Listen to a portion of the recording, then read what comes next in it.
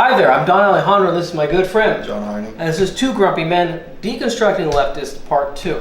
Now, John, you asked an excellent question last night, and what I wanted to cover was that there's three parts. Number one, the group. Number two, normatives and ethics.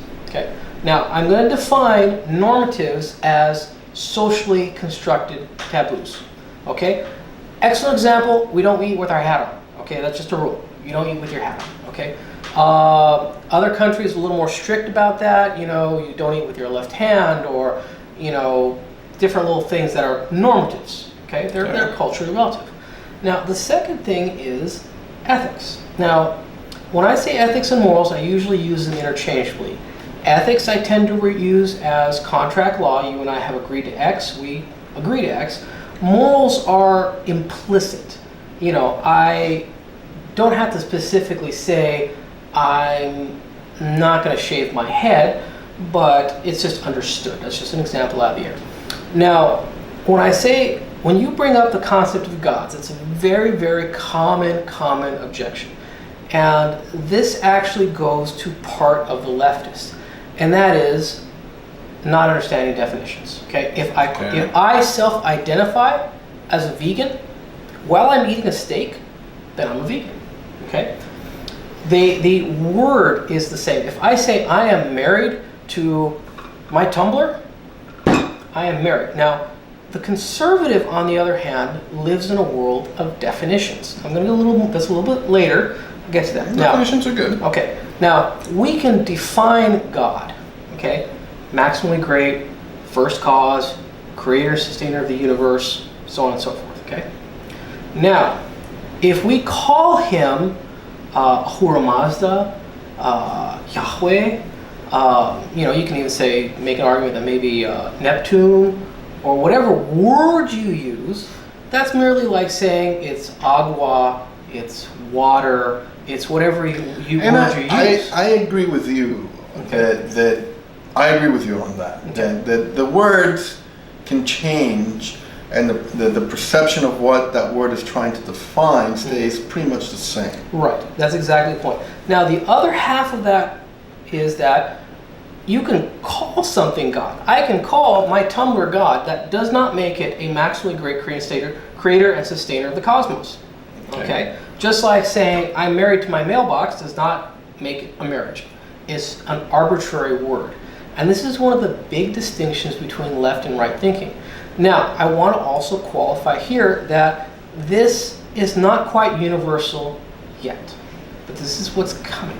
Okay, there are going to be people on the left who say, no, I live in a world of definitions, and that doesn't apply to me. And I believe in God, and I go to church 3 times a week.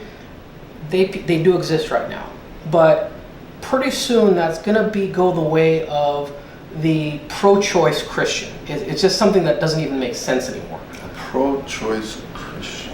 Because it kind of just the orthodox understanding has said, well, if pro-choice Catholic. Yeah, it's not something that fits. You can theoretically do it, but it's not. And so, living in a world of definitions, you can say, that's not a Catholic thing to do.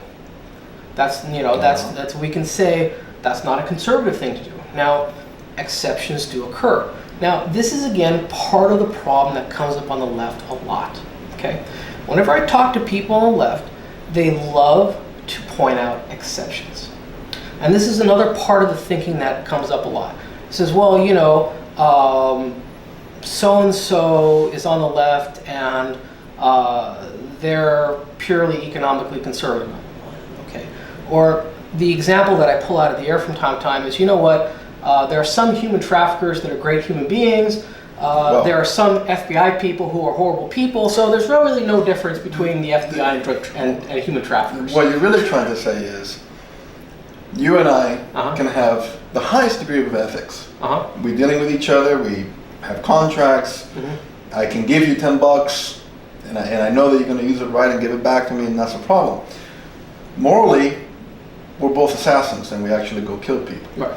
So ethically, we're great. Morally, maybe not so right. Exactly right. So once again, these are positions that are becoming crystallized. Now, you asked about the different religions, and what's happening is you're going to start to see the religions starting to come to consensus, okay?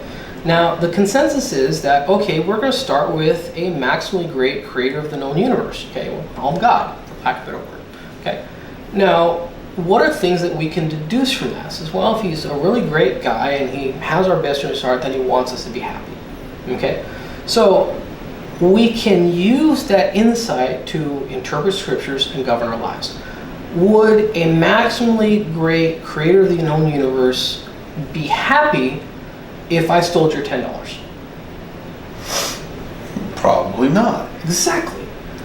Now you see, you can be pretty much any religion, and I can be pretty much any religion, but both of us are kind of thinking, well, you know, what would that guy say?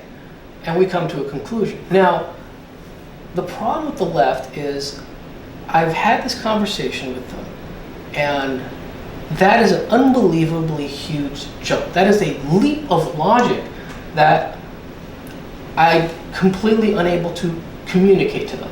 And why is that?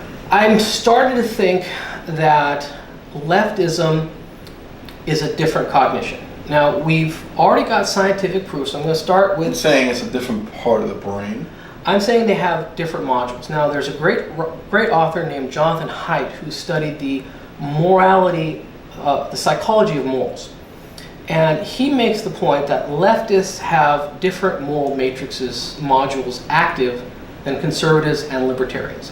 Libertarians are very keen on economic liberty, on proportionality. You work hard, you deserve the rewards, Likewise, if you blow your money on strippers, that's your problem.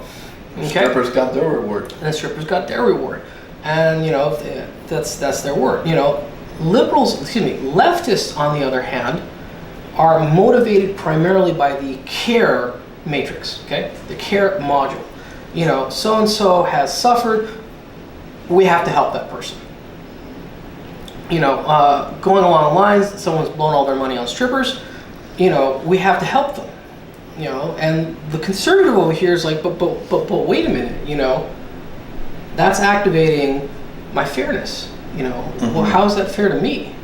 I've made good decisions. Well, I think you really want to be careful when you say that, because most people who are conservative actually do support and care the community, mm-hmm. and they do help, right? So it's not that they, it's not that they don't provide care, mm-hmm. like someone from the left. It's just that they're looking. You know what? They're looking for the person who really wants to change, mm-hmm. right? So an example. You've been bad. You've been a drug user all your life. Maybe you're out in the Southern Belt, the Bible Belt. You go to the church. They take you in. They help you out. Mm-hmm. You become a good Christian. You move forward with your life. Yes. I'm sure this has happened. I'm sure there's plenty of stories about this. They profoundly wanted to change, and so I think what you're trying to say is that on the other side, on the left way of thinking, mm-hmm. the idea is whether the person changes or not, we don't care. We still have to help them. So therefore, there's no investment for the person to actually learn any corrective behavior or to actually change how they behave. They'll get the money and they'll blow it on strippers again. And this is one of the big problems we mentioned earlier about first order thinking. First order thinking is, my God, this poor alcoholic is broke. I'm going to give him money. Mm-hmm. But the second order thing is like, no, he's going to spend that money on more alcohol. The worst thing you can do is give him more money. Now, and this is another difference between liberals and leftists and conservatives, is that conservatives treat the problem as one of decision making, and the leftist treats it one of circumstance, which is the point of free will, which is going to be Two Grumpy Men Deconstructing Liberals, Leftist, Part 3, free will, and does it exist? Take care. And who's going to feed the strippers? It's a difficult question. Take care, like, subscribe, share. See you next time.